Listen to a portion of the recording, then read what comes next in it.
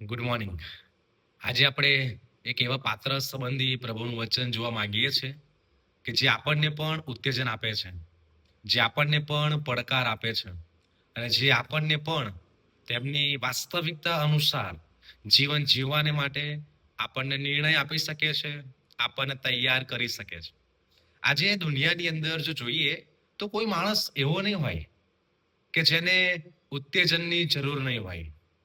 એ પછી ધનિક માણસ હોય, ગરીબ માણસ હોય અથવા મધ્યમ વર્ગનો માણસ હોય, કોઈ પણ વર્ગના માણસને ઉત્તેજનની જરૂર પડે છે.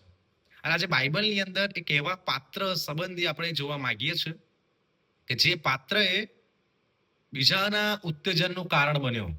અને ઉત્તેજન જ્યારે આપે છે ત્યારે એના જીવનની અંદર જે કાર્યો થાય છે, પ્રભુની મંડળી બાંધવાનું કાર્ય, લોકોને વિશ્વાસમાં લાવવાનું કાર્ય, એના જીવન સંબંધી આપણને જોવા અને શીખવા મળે છે.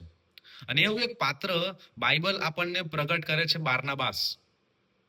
બારનાબાસે કોઈ ફુલહાર કાં તો કોઈ એવા મોટા માન કાં તો એવા શબ્દો મેળવ્યા નથી, પણ એનું જે જીવન છે એકબીજાને ઉત્તેજન આપવું. જ્યારે એ બારનાબાસ એના જીવનની અંદર એ સાઉલને માટે જ્યારે સાઉલમાંથી પાઉલ બને છે, એને ઉત્તેજન આપે છે, એને શિષ્યોની આગળ લઈ જાય છે. કારણ કે શિષ્યો બારનાબાસને જે પ્રમાણે જોતા હતા એ પ્રમાણે સાઉલને જે પાઉલ થયો છે એને જોતા નહોતા. અને એ પ્રમાણે જ્યારે આ પ્રભુનો સેવક બારનાબાસ એ પાઉલને શિષ્યોની આગળ લઈ જાય છે, એ ઉત્તેજનનું કારણ બને છે. અને એ ભલાઓ જે આજે આપણે શીખવા માંગીએ છીએ, ઘણી બધી વાર આપણા જીવન દ્વારા શું આપણે બીજાઓને ઉત્તેજન આપીએ છીએ અથવા શું આપણે બીજાઓને ટેકો કરીએ છીએ? આપણા હૃદયને પ્રશ્ન કરીએ કે મારા જીવન દ્વારા શું બીજાઓને ઉત્તેજન મળ્યું છે? અથવા મારી સાક્ષી દ્વારા, મારા કાર્યો દ્વારા, મારા વલણ દ્વારા શું બીજાઓ ઉત્તેજિત થયા છે?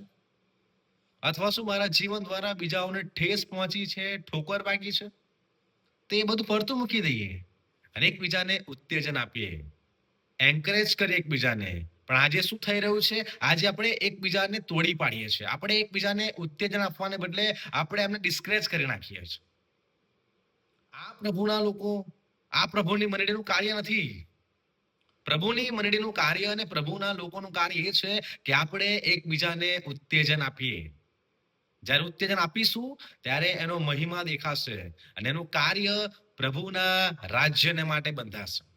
આ વચન દ્વારા પ્રભુ આપણ સર્વને તેની કૃપા અને આશીર્વાદો આપો. ગોડ